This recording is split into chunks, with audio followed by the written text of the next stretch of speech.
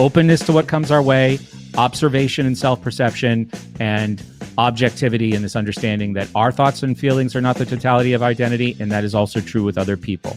That, staying open and staying, to whatever degree you can, compassionate with yourself and with others, I think is a really, really good thing to model. Because if you look like you're enjoying life and you're not flipping out about everything that happens, even if somebody doesn't go, hey, tell me more about what you're doing, you're at least becoming a person of interest. You're at least showing something that is attractive to other people. How can I get more of that serenity and actual sense making in my life, right? But it's a delicate touch. And the more the crisis kind of, continues, the more delicate touch is needed. But mass formations are composed of individuals. We are individuals. We cannot deal with a mass in any way. So we have to work with people on an individual level.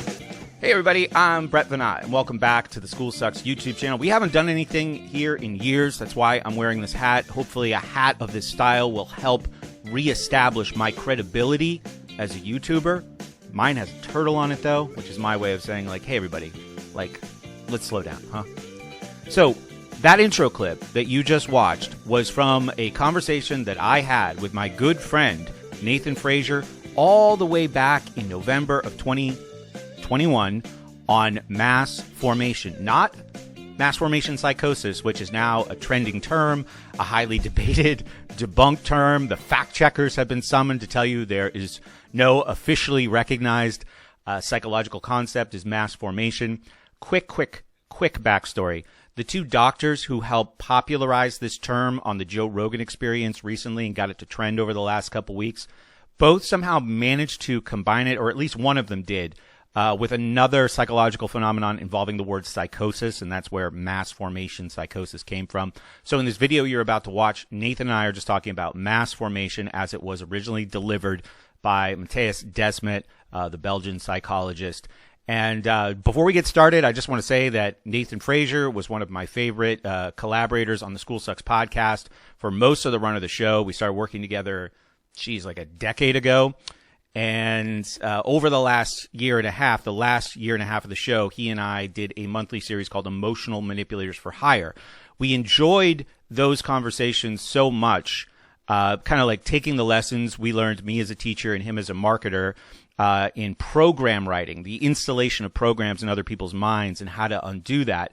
It actually spun off into a new project. That's what this conversation was recorded for. Nathan and I have been quietly creating content since October of last year, readying it for release. So Mindset and Mastery will launch soon as a podcast. It is already there as a YouTube channel. You can go and subscribe.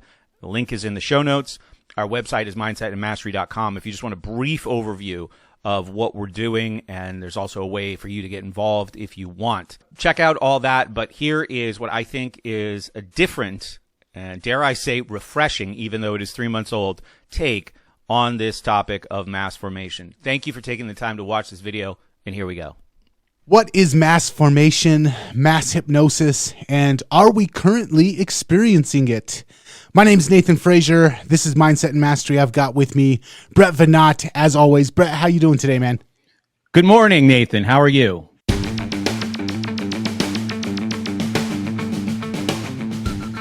Just going into the conversation, I want the listeners to know that this is not something I'm super studied on. And I think this is kind of a new term, a new thing in the vernacular. So you brought it to my attention, and I want to give you the opportunity to introduce it to the audience. Sure. Well, first of all, I want to tell you why I like it. I don't like the idea that this is happening, and I definitely think this is happening. And this Belgian doctor, or I guess he's a social psychologist, his name is Mattias Desmat. He was talking about this over the summer with something that I had never heard of before called the Corona Committee, and it was their 63rd and supposedly final episode. And it's really interesting scene where they're interviewing him via Zoom, and they let him talk in English, even though he's Belgian. And everybody on this panel who's listening to him give his presentation, they speak perfect English as well. And then every like 5 minutes or so, I don't know if you saw this video, they like stop and the guy just goes, all right, I'm going to translate all that to German, and then just talks in German for 5 minutes.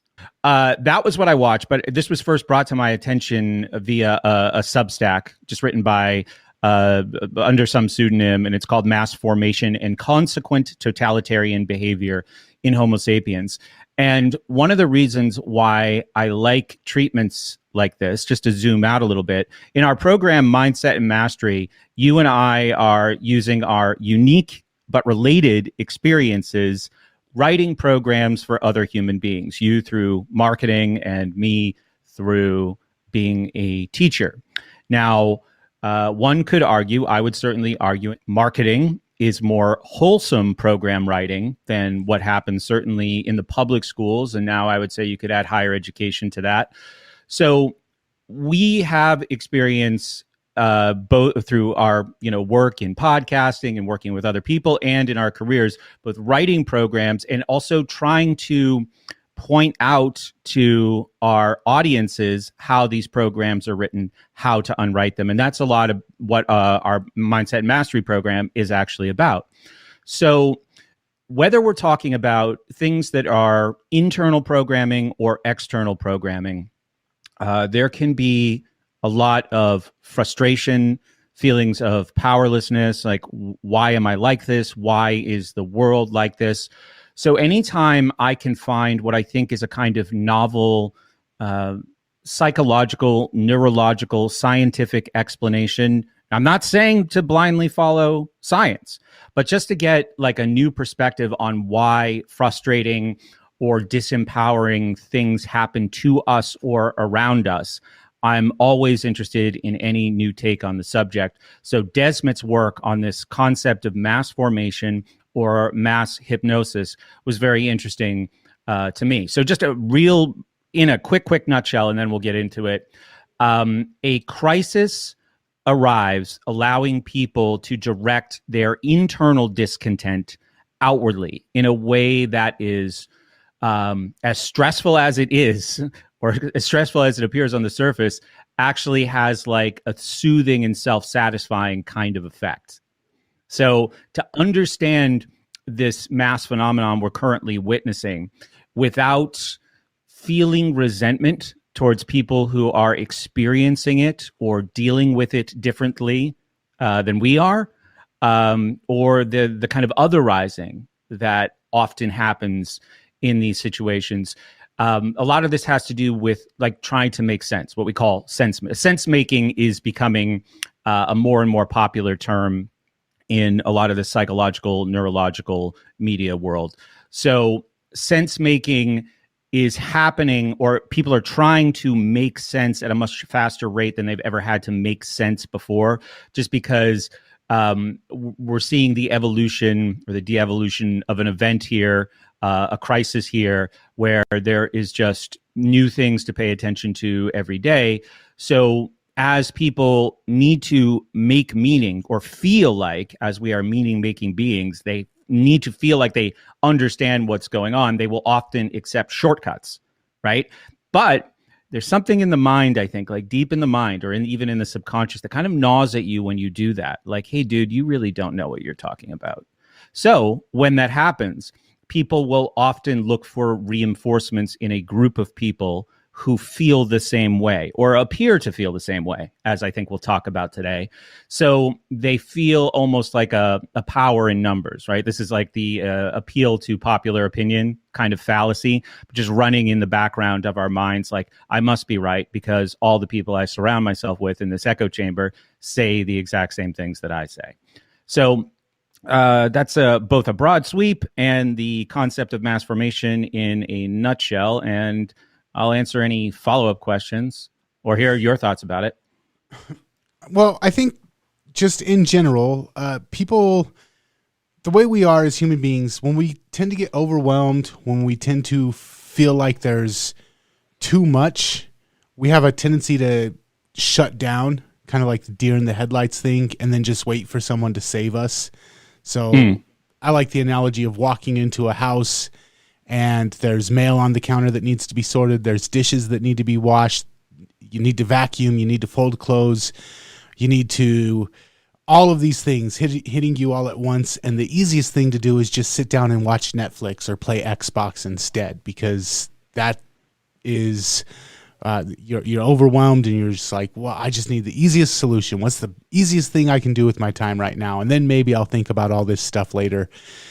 Superman syndrome also comes to mind when we feel like the odds are so stacked against us. We just want a savior to come in and tell us what to do. In marketing, a lot of times I rely on this. I rely on stacking so many things against the reader, rubbing salt in their wound, agitating.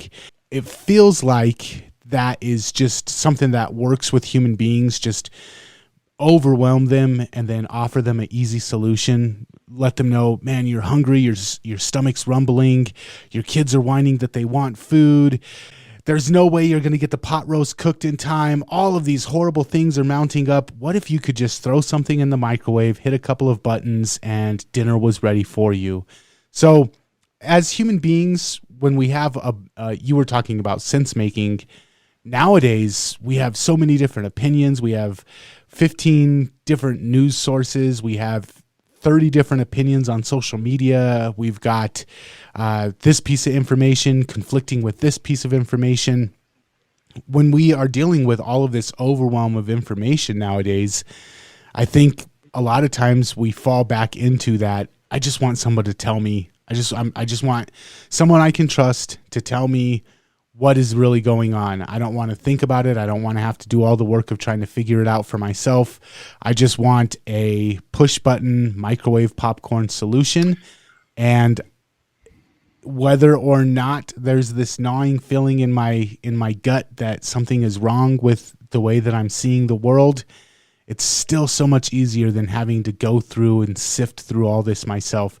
So I think that has always been part of human nature, but this new term, mass formation, or I think it's also apt to call it, or appropriate to call it, mass hypnosis. He gives 4 reasons for why he believes that, or 4 components of how he thinks that this has come to being. And I kind of wanted to go through each of those 4 with you and break them down. Some of them I agree with, some of them I have a little bit of pushback. Yeah, so I just want to say that what he's outlining here is basically prerequisites in individuals, that if there is enough of a preponderance of this, that will lead to both group and individual behavior that supports mass formation, or we could just shorthand that as totalitarianism. Right. So if the individual is in enough of a distress condition, that group of individuals, if there are enough of these people, and I would say right now there are, will support what used to just be maybe a kind of tiptoe towards totalitarianism and is now more of a steady march, many would argue. So these are the 4 factors in individuals. Do you want to start with the first one? Yeah. So this is the one that I actually have a little bit of pushback on. Social isolation, he says, is a key factor for this happening. And the reason why I have a little bit of pushback on this is because I can look back throughout time, just being within my lifetime, 9/11. I remember when 9/11 happened, and I felt like the mass psyche that we're experiencing right now was very similar to when 9/11 happened. I remember after 9/11 happened, people were afraid to go to the mall. People were afraid to go trick-or-treating. There was this engulfing of fear and please tell us what to do, and a steady encroachment on individual liberties. And people were running out and buying. I remember going to the hardware store and there wouldn't be any duct tape or plastic sheets on the shelves because everybody was afraid that terrorists were going to be driving down the street, pumping anthrax into the air. And there was a major... The sense that I get from people right now, it was very prominent right after 9/11, and there was no social isolation after 9/11. We weren't locked up in our houses. We weren't stuck on the internet the way that we are now. And so him having social isolation be a key component, I'm not exactly sure I agree with that. I think that the other three definitely make sense, but this first one, if it should be included, I don't understand why it's the first one. My only pushback on that would be maybe it wasn't social isolation in the sense of lockdowns when this whole crisis started back in March of 2020. Maybe it wasn't that extreme, but I think a less prepared public back in 2001 was dealing with, for millions of people, a new kind of isolated behavior where their sense making. I think that was like the first time a lot of people started going to the computer screen for, constant updates on what was going on. I remember my internet behavior. I mean, I was in my early 20s when that happened, but I would go days without turning on a computer, even if I used one for the work I was doing at the time. It wasn't like surfing news sites or trying to get any sense of what was going on in the world. After 9/11, that was a daily activity. Another really isolating behavior, even though it feels kind of like a connection or it simulates human connection, is watching the news. I never watched the news. I mean, whatever. I was 22. I was right out of college. I was 24. I was right out of college. I was a busy guy. I would never think of news as entertainment, but these Donald Rumsfeld press conferences, George Bush press conferences, joint sessions of Congress. It had this gravity after 9/11, and it probably lasted. If people were old enough to experience, they might also forget that it was a really, really high level of intensity from September 11th until the end of that year. All the anthrax and anthrax in the mail stuff came later. So 9/11 was not a single day. It was a sustained event, not in the sense like COVID was 9/11 every day for months last year. And, that's always a situation that could be purported to be worse if, people in the media choose to do so.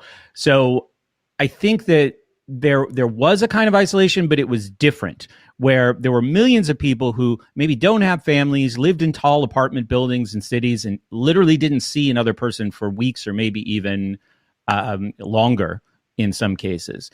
So, yeah, I get what you're saying, that it's interesting as a prerequisite, but not having that interpersonal communication or substituting interpersonal communication with CNN updates circa 2001, or an even worse and more extreme version of that in 2020, produce similar effects, even if you are still getting, face to face with people now and then.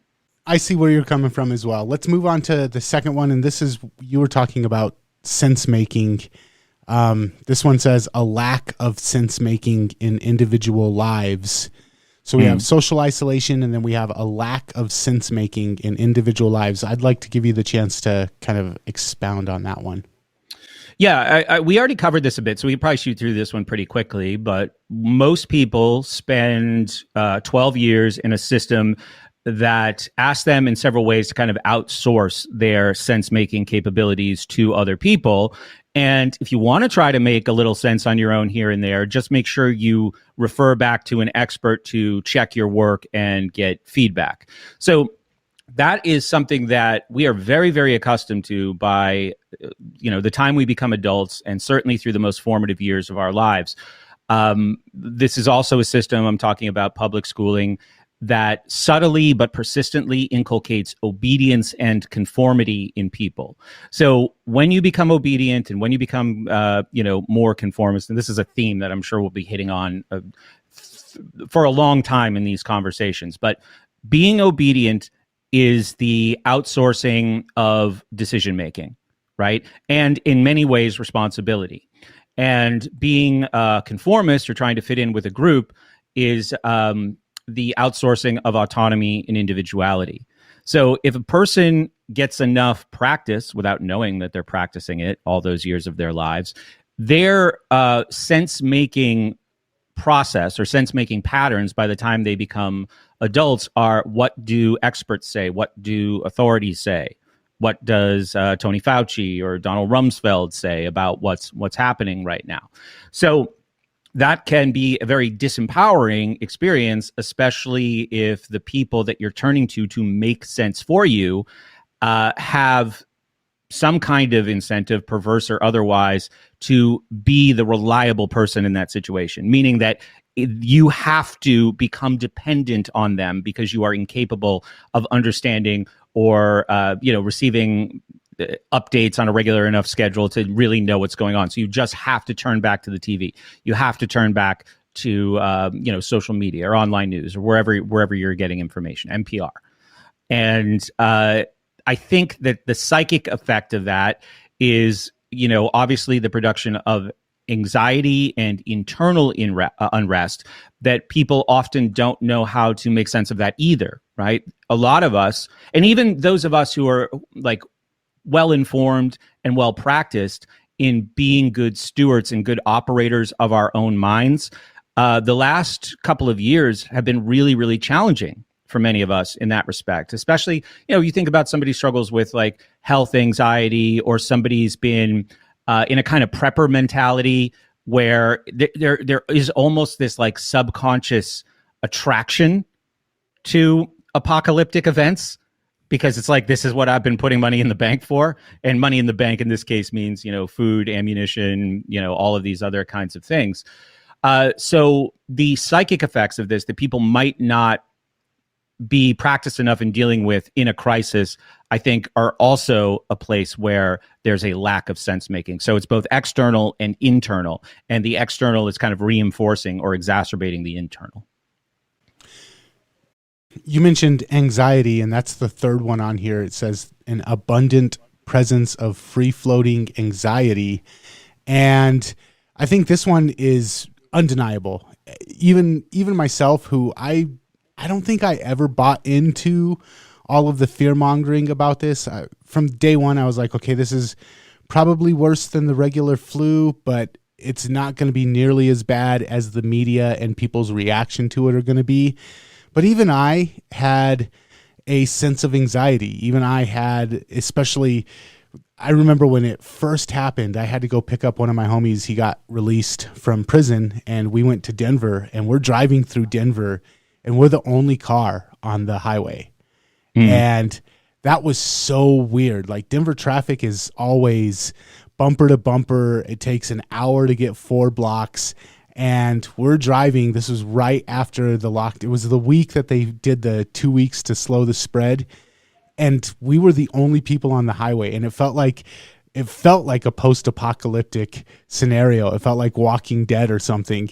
And as much as I was like, okay, don't let the fear and anxiety overwhelm you, I still felt anxious. And throughout this whole thing, I think that I've done a better job than almost anybody I know as far as keeping my anxiety in check. But my business suffered. I can definitely look back at 2020 and see that my business suffered because I let some of this get to me more than I should have.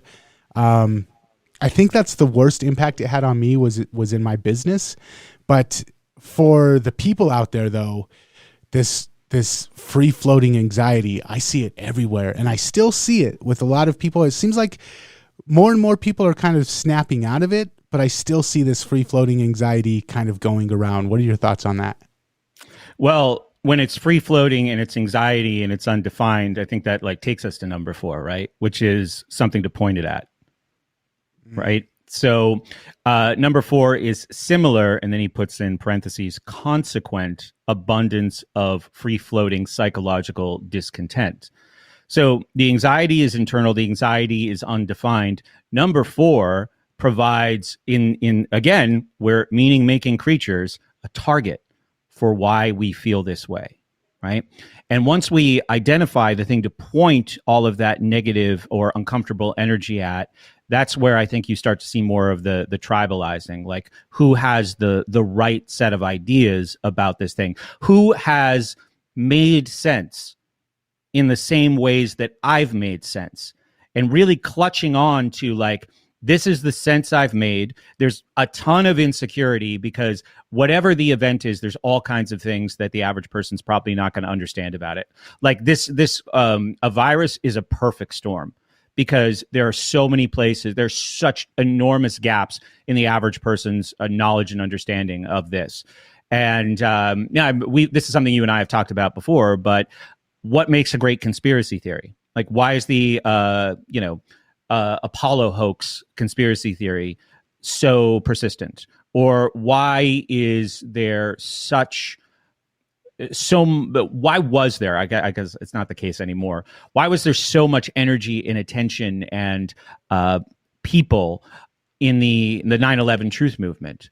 Because nobody could understand how those things happened. If you think about 9/11, 2001, there had never probably been a more complicated day in human history. I mean, maybe there's some examples during like World War I or World War II where that many things happened in a day involving that many people, that many novel events.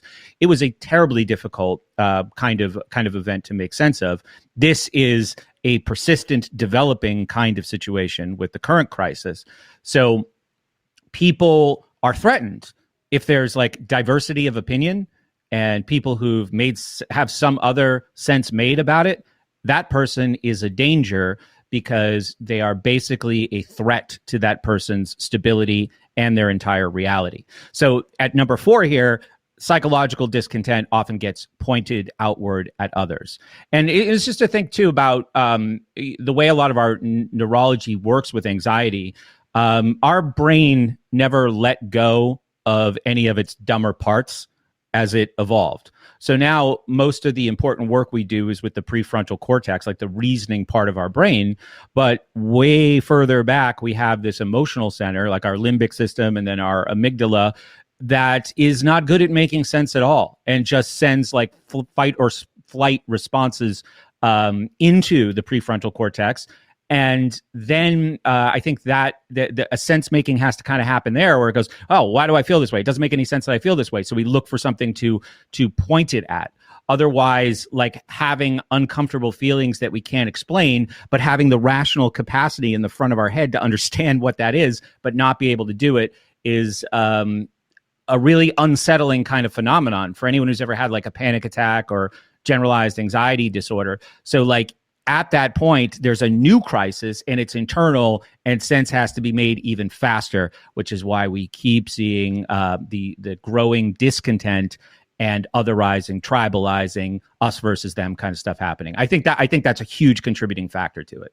So I'm going to take it back one step and I'm going to go through each of these real quick and then get your take on this. So number 1, social isolation. Everybody's locked down. Everybody's afraid to go visit their loved ones. Everyone's afraid to be within breath shot of somebody else. So social isolation, check. Lack of sense making. This is brand new. We've never experienced this virus. It's a novel virus. And so most of us don't understand what's going on, what we should do, how we should handle it, how our actions are going to impact things. So check. Lack of sense making, check. Abundant presence of free-floating anxiety. Everybody's freaking out. We don't know when we're going to be able to go to work. We don't know when we're going to be able to visit our loved ones. We don't know what the future holds. Is this thing going to last 2 weeks like they're saying? Is it going to last years like other people are saying? Is it just a flu, bro, like other people are saying? A lot of anxiety. It's free-floating. Check. Abundance of free-floating psychological discontent. I think rather than tribalism, originally this was directed at the virus itself. Originally it was, hey, let's all unite against this virus. And that was, I think, the original goal was to get everybody united against the virus. And then because of how human beings are in general, the tribalism broke in, the anti-mask protests, the anti-lockdown protests from one side started causing a rift. But at first, for the first month at least, even my conservative friends were very much on board with, we need to fight this virus. We need to fight against, we've all got this common enemy. It quickly broke apart much faster than like the war on terror broke apart. But I think initially the goal was for this last one was the free-floating psychological discontent was supposed to be directed at the virus itself, not at each other. But then we started becoming tribalized, and they said, okay, well, let's just use this as another divide and conquer tactic, which all of these things you mentioned lead to, once we're in this state where we're socially isolated, we don't understand what's going on, we're looking for the experts to tell us what to do, we're constantly anxious, we're desperate for a solution, and we've got this this virus that we're all angry at. It's destroying our lives, and we just want somebody to help us fight it, and we'll do anything we're told in order to fight against this enemy. And then arises a charismatic leader in the form of Dr. Anthony Fauci. And that's where we find ourselves now, almost 2 years into 2 weeks to slow the spread, 2 years into lockdowns and mask mandates and now vaccine mandates. And if you question me, you're questioning the science. And 2 years into this, and the question that I have was, or is, this mass hypnosis, does it indicate a hypnotist? Does it indicate that the media knew what they were doing, or the people behind the media knew what they were doing? The experts, at least at some level, at the very tip top, know what they're doing, know that they're using this checklist that has been used over and over again to bring about tyrannical, charismatic leaders. In your opinion, do you think that all of this just accidentally fell into place coincidentally and perfectly to lead to where we're at? Or do you think that there was some conscious decision-making behind how the story would be presented, how these things would be rolled out in order to get us to this point of mass formation, mass hypnosis? Yeah, at this point, I would say that it's the latter. But one of the things that sort of cartoonifies a behind-the-scenes conspiring of that is like how many people would actually need to be involved.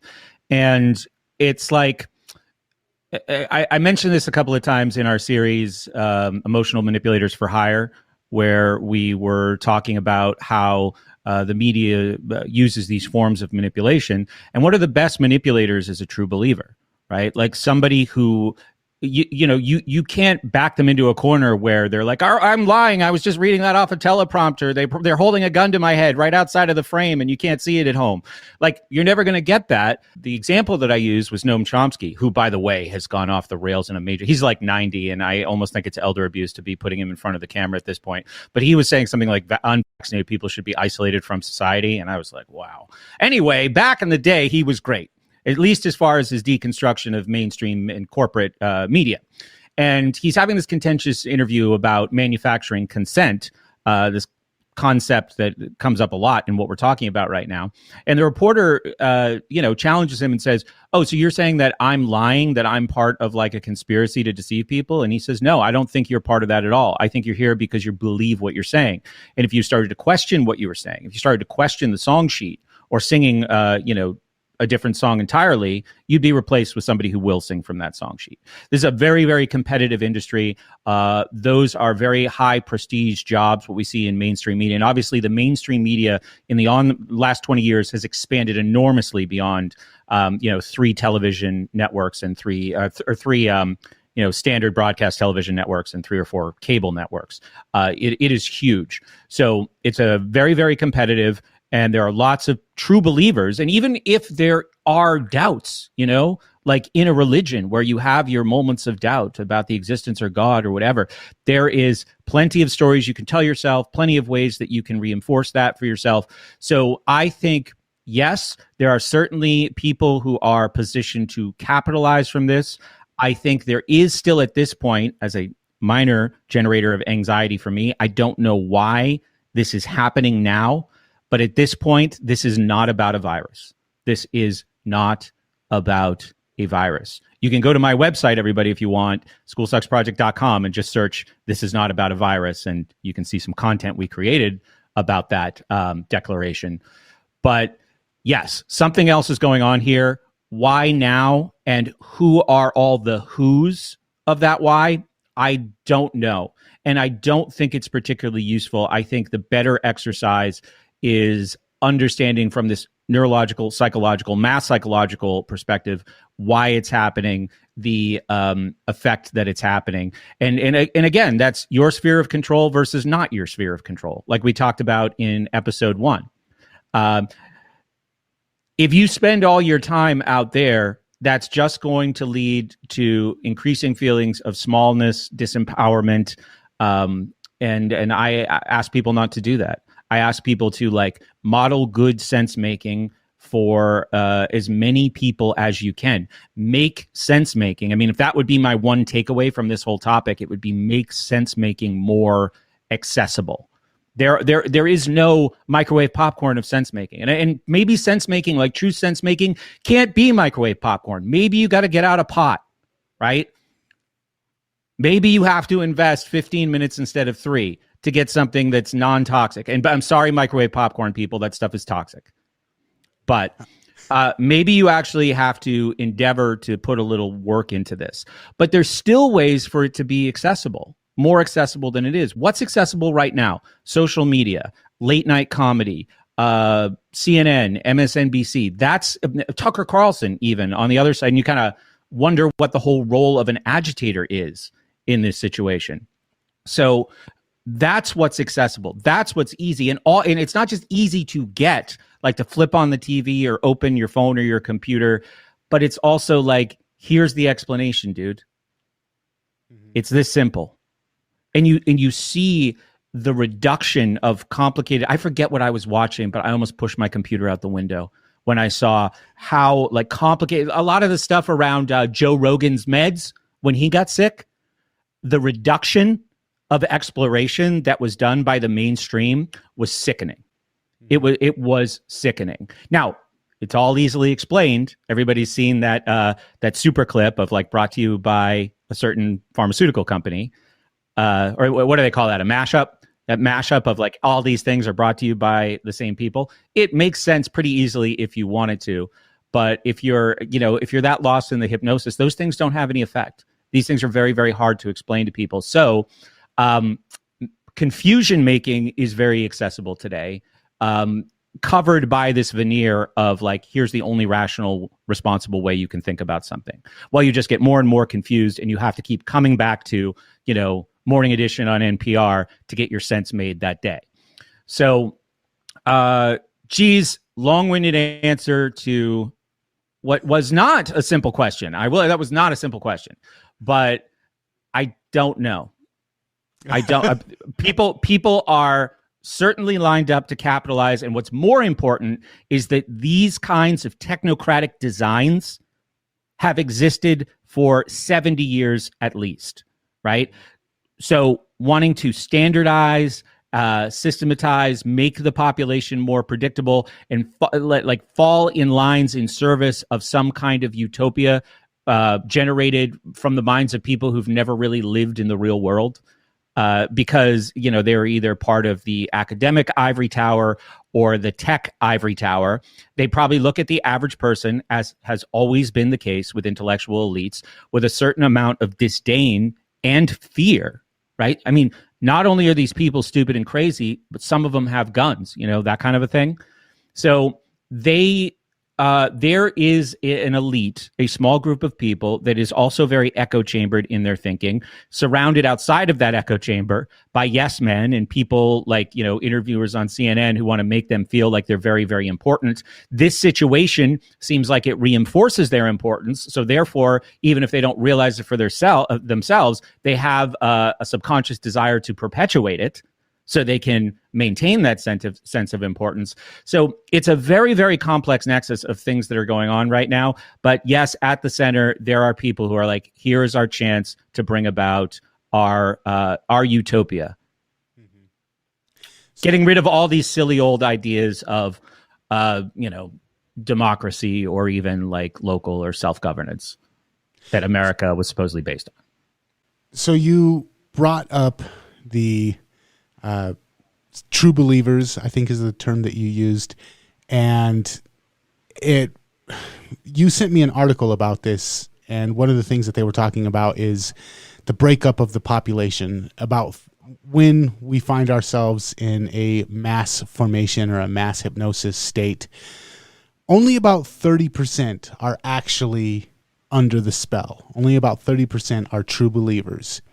And then another 40% maybe are just afraid to speak up. They're afraid to say that they disagree because of maybe the consequences, the social ostracization. How do I say that word? Oh, you put me on the spot. Let's try ostracization. Ostracization, I think. There you go. Being socially ostracized, 40% are just not willing to be the nail that stands out and risks getting hammered down. And so between that 30% of true believers and the 40% who are afraid to speak up, we've got about 70% of the population that just goes along with whatever the suggestion is. The stay at home, save lives, wear a mask, save lives, get vaccinated, save lives. 30% blindly agree with it. 40% disagree, but they're afraid to say anything. And then we've got another 30% that will openly say, hey, I don't agree with this. They'll go to the protests. They'll go on Facebook and say, this is all just a flu, bro. I think also inside of, this has been my experience inside of the medical industry. I have friends that work as nurses and doctors. I have family members that work inside the medical industry. It seems very much the same there too. It seemed like about 30% of the medical industry, the experts, actually bought into. They were the true believers. They were like, this is the worst thing ever. It's going to kill everybody. We have to take all these measures. And then we had about 40% that were like, I'm not exactly sure. This seems a little bit fishy. It's not what I'm walking into work. It doesn't match what the news is saying, but I don't want to lose my job. I don't want to be called a crazy conspiracy theorist. So I'm just not going to say anything unless somebody I trust asks me, and I can trust that they're not going to ridicule me for speaking my mind. And then we have seen what we've seen recently, where 30% of, or up to 40% of doctors and nurses at different hospitals are just walking out because they refuse the mandate. And we're watching a lot of medical experts, and I would say it's about 30%, maybe a little bit less, that are just saying, hey, you guys have been fed a narrative, and while this is dangerous, it doesn't justify me taking this experimental medical procedure in order to keep my job. So I'm going to lose my job over this. And I wanted to touch on something, two terms that I recently came across. First of all, preference falsification and pluristic ignorance. And both of them are kind of the idea of you're sitting in a room and there's 100 of you, and somebody says something blatantly false. One of the speakers at the front of the room says something blatantly false, and it looks like you're sitting there thinking to yourself, this is crazy. Why isn't anybody saying anything? But you look around and nobody's saying anything, so you don't say anything either because you assume, well, everybody must agree with it. But then at least half of the room is doing the same thing as you. They're all looking around being like, this is crazy. Why isn't anybody saying anything? Well, I guess everybody believes it. I just wanted to get your thoughts on how much of these preference falsification and pluralistic ignorance, your thoughts on the two of them, and then how much do you think that's playing a role in what we're watching happen right now? Well, I mean, something that we're acculturated to our entire lives. And again, schooling is a huge part of this. Like the classic example of that first one is, does anybody have any questions? And you look around the room and you say, am I going to be the only idiot with a question? And maybe there's 10 or 12 people thinking that. But because of that, conformist behavior, again, the Ash experiments, I certainly have talked about that on School Sucks, but the Solomon Ash conducted these experiments, I think in maybe the 50s or the 60s, or maybe there were like several runs of this, but he would put a person at a table with a group of other people who were all in on the experiment. And he would show them lines and he would say, let's get group consensus on the longest line. And the Confederates... just to clarify, the one person that was being experimented on thought that all of the other people around the table were also in his or her same shoes. Yeah. So I think the term they use is Confederates, meaning that you're in on it. So the other people would just, at some points, it was so obvious how off the line they chose was for being the longest line. And more often than not, in fact, at an alarming rate, the person who was being experimented on would conform to the group, because you start to feel like you're crazy if you don't. So we see that effort being made today. By the way, at least in my city, today is an election day. Now, everywhere it's an election day, first Tuesday in November. So it's kind of like, are you really making a choice on election day? Certainly like in a presidential election. Whether you're red or blue, I don't really think that's important. What's important is, do you show up to sign off on the system, right? So again, to go to Desmat's breakdown of these percentages, 30% will be completely hypnotized and up to 40% will say nothing. Again, as far as, the people who are, I would say, in positions of power or doing perception management or outright, forceful manipulation in this case, they don't care what these groups of people are writing in their journals. They only care, or do you shut up or do you not shut up? And in this case, the people who don't shut up are now a very, very small minority that is easy to demonize and pathologize. Because, hey, man, 75% of people are shutting up. 75% of people are signing off, at least as far as how they show up publicly, right? They're signing off on the system. They're signing off on the march forward that we're doing here, even if 40% disagree. So I think one of the projects of perception management, and this is a little, do you like to get conspiratorial ever, Nathan? I do.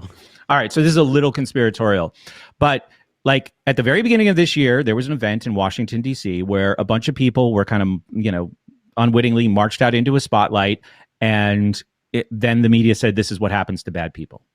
And there's no room for like investigation of what that actual event was all about. There's just like, these are bad people. This is what they look like. This is what they do. This is what will happen to them. And it was a very, very small group of bad people, but there might be a lot of them out there. So they are put into the spotlight of, here's what happens when you're bad. While a chilling effect is produced on the 40% going, what the hell is going on here? What's actually happening here? The private journal thoughts that they might write. It only matters if it shows up publicly. So make an example of what looks like a tiny minority, at least as far as the people who act out, and then that will maintain the illusion of 70, 75% consent, acceptance, support of whatever is happening. So again, same as election day. 60, 70% of people go and vote. They vote for 2 or 3 different parties in a lot of places. It doesn't matter. 70% of people went and said, I support the system. I support the status. I support how things are, or I support the continued progression of how things are going, because I'll keep doing the same behavior that I've always done that got us here as a citizen, which is go to check boxes next to the name of strangers who don't care about me. All right. You just went a little bit too radical for me, Brett Venat. Can I just say a little tip too? Like when we're having a conversation that I think is going to be potentially agitating, I always choose my Mr. Rogers coffee cup. And it is the entire cup is surrounded by Mr. Rogers quotes that I just try to peek at when I feel like my pulse going up or my voice being raised. I'll just I like you just the way you are. I like you just the way you are. There it is right there. So, okay. So I'm gonna wrap this conversation up by hopefully having a little bit of optimism towards the end. Absolutely. So we just had this election last year where Joe Biden was the most popular candidate of all time, got more votes than any other candidate in history. And what a shining beacon of democracy that whole thing was. And people asked questions and got ridiculed for asking questions. And especially with the incident that you were just talking about that happened in January, made it really easy to silence anybody who was asking questions. Oh, you're one of those people. You're asking questions about, you don't believe, you're not one of the 30% of true believers or the 40% of people who are afraid to speak up. You're one of those people. It's the best way to deal with the individual anxiety about sense making being made in too rapid, like shortcut a fashion, is you know you're insecure about the conclusions that you've made deep down, but people who've made different conclusions, or people who are acting as if they've accepted different conclusions or have different feelings or thoughts about something, are crazy criminals. Yo, you know what? They're terrorists. Okay. So that's like that's a very comforting. That is a nice weighted blanket of sense making right there. Yeah. Okay. So the flip side is, though, while the media has that going for them, while they have the fact that 30% are true believers, 40% are afraid to speak up, it feels like the spell is breaking. It feels like cracks are forming in the dam, and a couple of instances of this recently. I think Ice Cube just walked out on a $9 million movie deal because he was just refused to get the and he's, I wouldn't say he's a leftist, but he definitely leans left. There's been sports basketball players that are just like, you know what, I'm giving up my career. I'm not going to do this vocally. There's pop stars now. I think Nicki Minaj, maybe. I can't remember who it was. I think it was Nicki Minaj that was publicly asking questions. We see pop stars leaving the recording studio wearing shirts that say "think" while it's still legal. A lot of these people that have traditionally been used to reinforce the mainstream media narrative are starting to push back against it. And right now, if you go to iTunes, 4 out of the top 10 songs in iTunes are all titled "Let's Go Brandon." And "Let's Go Brandon" is a meme that started from people saying F Joe Biden, and then it got the media tried to skew that and say that they were saying "Let's Go Brandon." So now people have started cheering "Let's Go Brandon."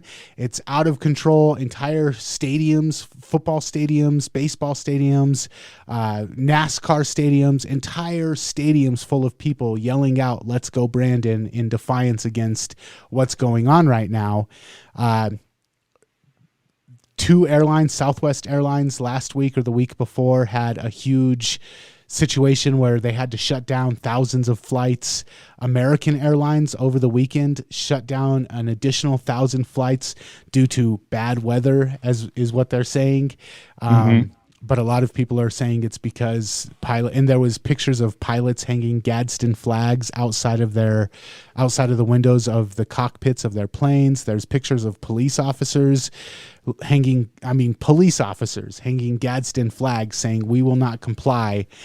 It feels like the hypnosis is finally starting to break, and I don't know how much longer the narrative can continue going on. But back to the last episode we did, or back to a recent episode of Hack the Matrix that I did, force versus flow. When you use force to accomplish something, when you use force to get your political goals across, when you use manipulation, you have to continue using an escalating force and escalating the manipulation in order to maintain what you won. And it can only go on for so long before it crumbles. And every despotic, totalitarian regime throughout history has risen and fallen because it doesn't mesh with how we are as human beings. It can't work in the long run. And I feel like that's kind of where we're at the point now with all of this. We're seeing global protests against vaccine mandates. We're seeing more and more resistance, even in some of the most compliant places.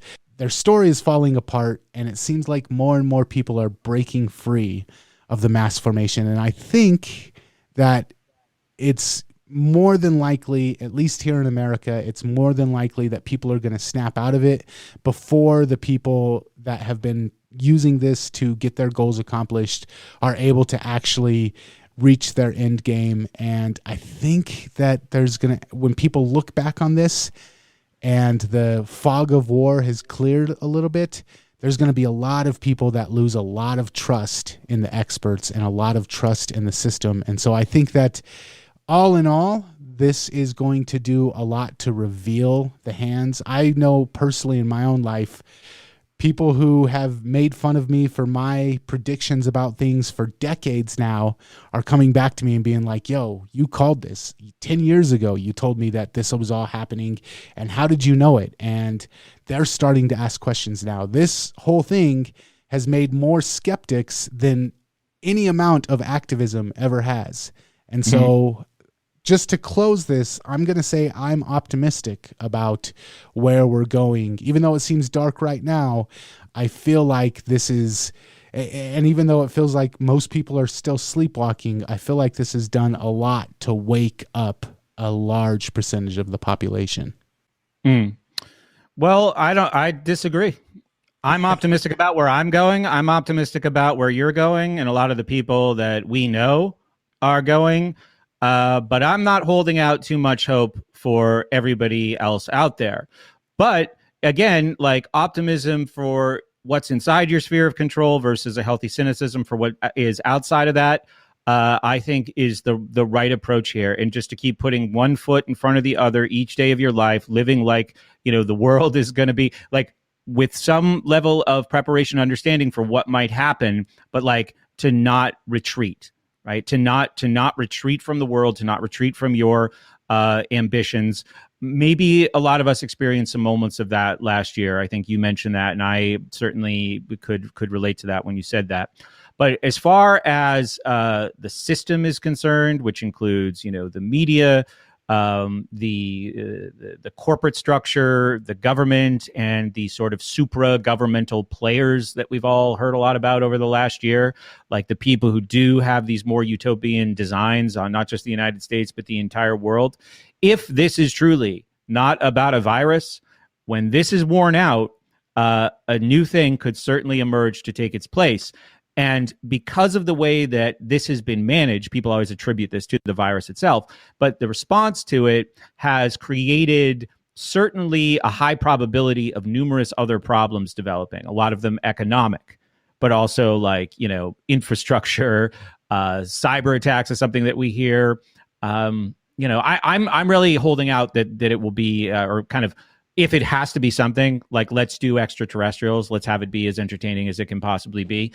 But if this needs to happen for some reason now, and people have decided, and the true believers are in the media are on board with it, and the subservient political and bureaucratic class is on board with it, or at least not courageous enough to effectively speak out against it, and this march continues forward, something else can certainly be put in the place of this thing.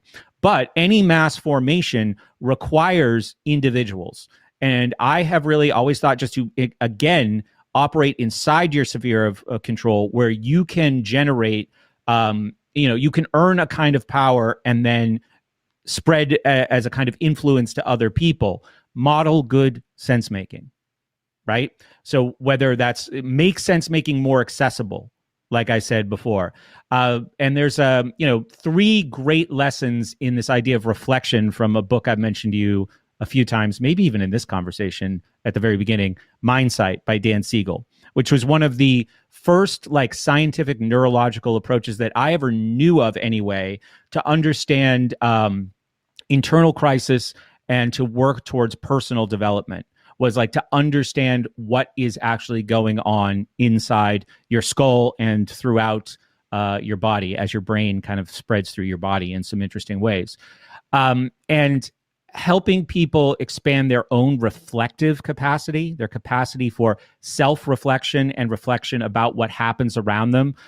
He has these 3 O's: openness to whatever comes to our awareness. So we're willing to accept, right? We're living consciously and willing to accept what comes to our awareness is like, hey, that's interesting. I'll look at that, and not becoming like a rigid wall or super defensive about ideas that are not yours. Like, hey, things are complicated. It is hard to make sense. Accept that you might not have done it perfectly, and just don't be super resistant or afraid of other opinions or interpretations. The second O is observation, which has a lot to do with self-perception, but also like the feedback that you're getting from other people, especially in a crisis that is individually emotional or emotional on a mass scale, like what we've seen here. And the final one is, objectivity, right? Remembering that our thoughts and our feelings or our conclusions about something are not the totality of our identity. And this is one of the reasons why tribalizing and otherizing and that resentment towards groups of people, groups made up of individuals who might be struggling through something, that we do this mental shortcut where we make their conclusion, as it shows up socially or politically, the totality of their entire identity. So we can dismiss them and simplify our sense making. So openness to what comes our way, observation and self-perception, and objectivity, and this understanding that our thoughts and feelings are not the totality of identity. And that is also true with other people. That, staying open and staying, to whatever degree you can, compassionate with yourself and with others, I think is a really, really good thing to model. Because if you look like you're enjoying life and you're not flipping out about everything that happens, even if somebody doesn't go, hey, tell me more about what you're doing, you're at least becoming a person of interest. You're at least showing something that is attractive to other people. How can I get more of that serenity and actual sense making in my life, right? But it's a delicate touch. And the more the crisis kind of, continues, the more delicate touch is needed. But mass formations are composed of individuals. We are individuals.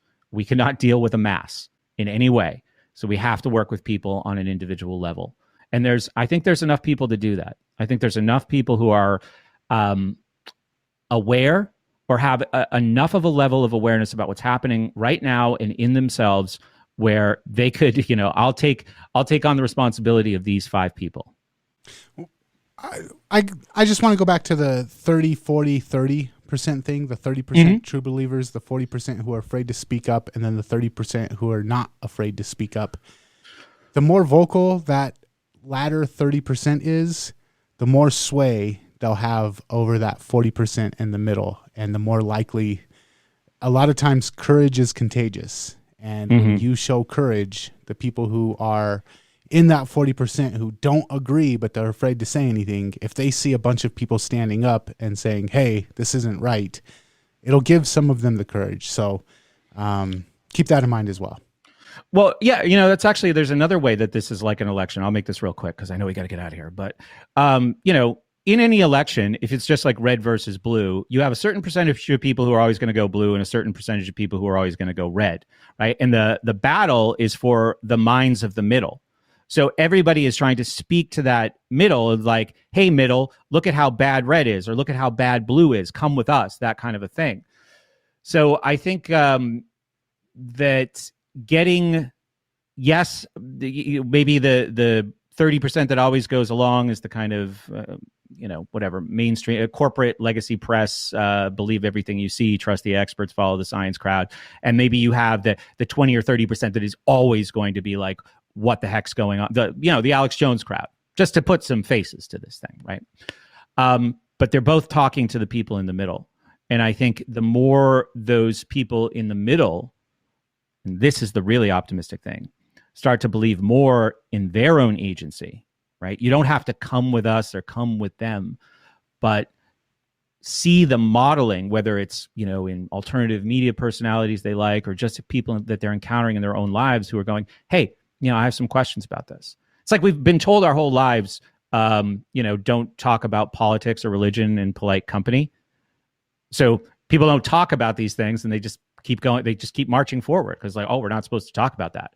We're not supposed to try and like improve our sense making abilities together. We're just supposed to, trust experts like we learned.